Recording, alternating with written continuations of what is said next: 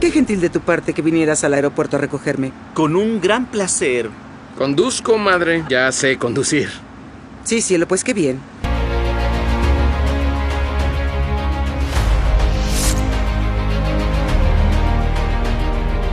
Todos crecimos viendo comedias de situación en la televisión. Nos enseñaron a reírnos de las ocurrencias y los castigos exagerados de las familias ficticias, condicionados por los colores brillantes y, sobre todo, por esa pista de risas de fondo que nos indica cuando algo es gracioso. Pero, ¿qué pasaría si hacemos un experimento y apagamos por completo esas risas enlatadas? Lo que queda debajo no es comedia, es abuso psicológico, negligencia parental, trauma intergeneracional y violencia intrafamiliar. Hoy vamos a hacer una autopsia narrativa a 3 de las madres más icónicas de la televisión: Lois Wilkerson de Malcolm, la doctora Beverly Hofstadter de The Big Bang Theory y Rochelle Rock de Todos odian a Chris. Vamos a descubrir cómo la televisión disfrazó la devastación psicológica como entretenimiento familiar. No las analizaremos como simples personajes difíciles, sino como arquitectas del dolor. Veremos cómo usaban la intimidación, los experimentos científicos y la tiranía para quebrar la voluntad de sus propios hijos. Prepárate para ver cómo se derrumba tu infancia, porque hoy vamos a descubrir el verdadero precio de la risa. ¿Te parece que somos ricos? Los ricos tienen autos finos, compran pasta fresca. ¿Hacemos alguna de esas cosas? ¡No! Su padre y yo trabajamos muy duro y por mucho tiempo. Niños, ¿cuál es su problema?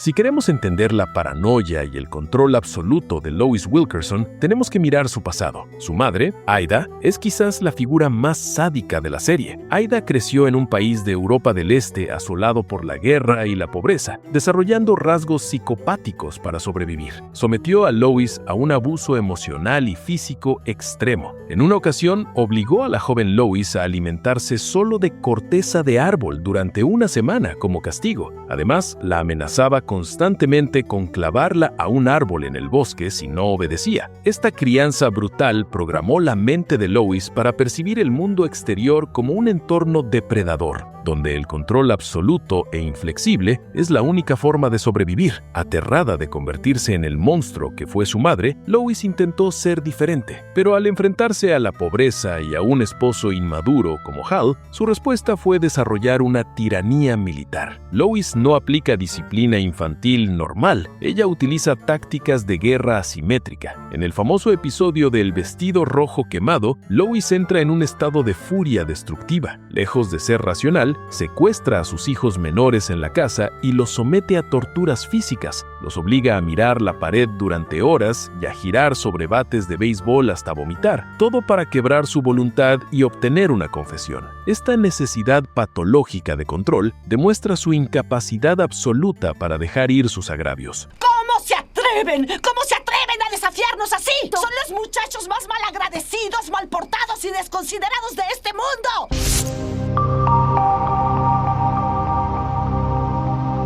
El daño que Lois causa se manifiesta de forma diferente en cada uno de sus hijos. Francis se convierte en el chivo expiatorio y hereda un odio patológico hacia ella, en gran parte porque Lois cometió el fallo ético de obligarlo a vivir con su abuela abusiva. Reese absorbe la violencia física y Dewey sobrevive gracias a una profunda negligencia, refugiándose en su propio mundo. Pero el mayor daño cae sobre Malcolm. Al ser un genio, Malcolm se convierte en el objetivo de las ambiciones narcisistas frustradas de Lois. Ella sabotea activamente su bienestar emocional y su autonomía, obligándolo a trabajar con ella. En actos de pura tiranía financiera, Lois y Hal le roban el dinero de sus becas. El punto culminante del abuso coercitivo ocurre en el episodio final. Malcolm tiene la oportunidad de aceptar un empleo sumamente lucrativo que le garantizaría riqueza material inmediata. Sin embargo, Lois se opone frontalmente y le revela que ha planificado toda su existencia a sus espaldas. Le exige que asista a la universidad, que sufra carencias y que se convierta en presidente de los Estados Unidos. Cuando Malcolm, atónito, le pregunta si tiene derecho a no querer hacerlo, Lois emite un monólogo dictatorial anulando su libre albedrío. Lois dictamina que el intelecto de Malcolm no le pertenece, sino que es una herramienta para vengar la opresión de las clases bajas.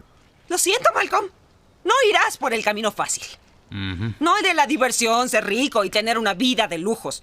Ese es de Dewey. ¿En serio?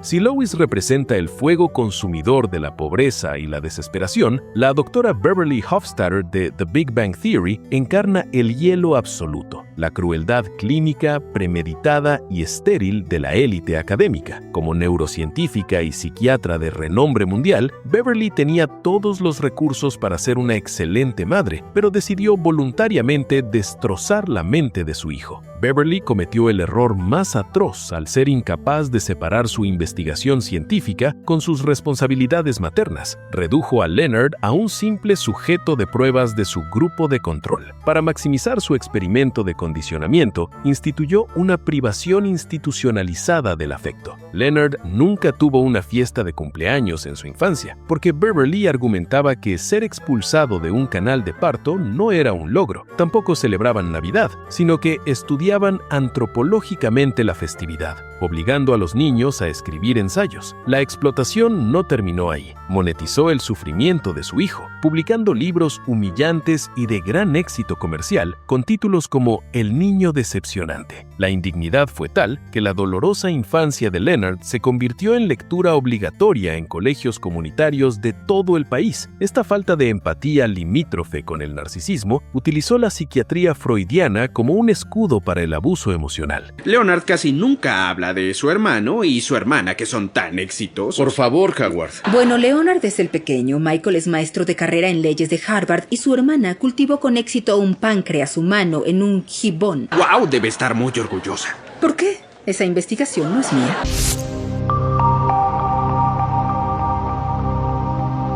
El resultado de este experimento fue catastrófico. Leonard desarrolló un trastorno de ansiedad social y una baja autoestima estructural. Internalizó una necesidad desesperada de validación y se convirtió en una persona excesivamente complaciente y sumisa, alguien que literalmente pide disculpas por existir, con un miedo paralizante al rechazo. Beverly no solo torturó a Leonard, sino que manipuló el ecosistema familiar. A sus otros dos hijos los sometió a refuerzo positivo selectivo, llenándolos de elogios, mientras Leonard era destinado a estancarse en el grupo de control. Esto sembró una amargura paralizante y garantizó que Leonard no tuviera una red de apoyo fraterna. La malevolencia de Beverly persiste en la adultez. En la última temporada, ella muestra un comportamiento inusualmente cálido y maternal. Leonard cree ingenuamente que, tras décadas de humillación, al fin ha logrado el amor de su madre. La devastación es absoluta cuando Beverly le revela fríamente que ese cariño no era genuino, sino solo una nueva fase de recolección de datos para finalizar su estudio sobre la crianza.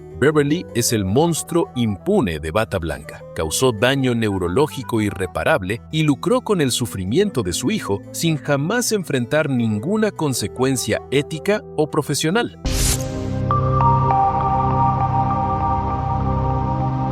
La tercera figura en nuestra autopsia es Rochelle Rock de Todos odian a Chris. A menudo adorada por el público por su actitud desafiante y sus frases lapidarias, Rochelle opera en la intersección de la pobreza extrema y la violencia familiar sistémica. El entorno de Brooklyn en los 80 era de una brutalidad extrema, asolado por la epidemia del crack y la violencia de las pandillas. Para mantener a la familia a flote, su esposo Julius se ve obligado a trabajar en 2 empleos extenuantes, sacrificando su salud. Pero Rochelle, lejos de ayudar, adopta una postura de narcisismo delirante, se autodenomina una refinada del barrio y está obsesionada por las apariencias superficiales. Renuncia a sus trabajos de manera intempestiva al primer signo de molestia, usando la excusa de que su marido tiene 2 empleos, descargando toda la presión económica sobre él. Desarrolla adicciones compulsivas hacia productos de lujo innecesarios y chocolates costosos, llegando al nivel de confiscar sin pudor los dulces de sus propios hijos. Su egoísmo es abrumador, exige gastos desorbitados en su peluquería mientras permite que Chris vista ropa vieja y desgastada, priorizando su estatus imaginario ante la comunidad por encima del bienestar nutricional y emocional de su familia. ¡Atienda mis llamadas! ¿A quién le dice eso? Las atiéndelas usted, señor.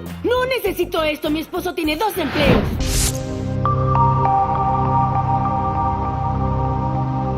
Lo verdaderamente escalofriante de Rochelle es su uso sistemático del castigo corporal explícito y la humillación, camuflados bajo el velo de la comedia de los años 80. Las amenazas físicas de Rochelle no son advertencias vacías, son el único lenguaje con el que se comunica. Frases como «te sacaré el orro de una bofetada» o amenazas de golpear el cerebro de los niños se ejercen con una violencia explosiva ante desaires minúsculos o errores accidentales. Un ejemplo clínico perturbador ocurre cuando Chris falla al lavar los platos. En lugar de un castigo normal, Rochelle cruza la frontera hacia el abandono infantil, expulsa físicamente a su hijo de la casa, arrojándolo a las peligrosas calles de Bed-Stuy sin recursos ni protección por la noche. Esta arquitectura punitiva condena a Chris a ser el receptáculo universal del sufrimiento cósmico. En su propia casa, el lugar que debería ser un refugio contra los ataques racistas que sufre en su escuela, solo encuentra favoritismo hacia su hermano menor y negligencia. El impacto a largo plazo de este terror estructural fue confesado por el verdadero Chris Rock años después. Admitió que ni todo el éxito material del planeta borró el miedo inculcado en su juventud, haciéndole sentir crónicamente como un fraude incapaz de ser amado incondicionalmente, obligándolo a hacer comedia simplemente para sobrevivir emocionalmente. No, si eres tan independiente, tan liberal, tal vez tengas que vivir en la Estatua de la Libertad. Bien, pues me voy. Me mantuve en mi postura y ahora tendría que vivir en la calle.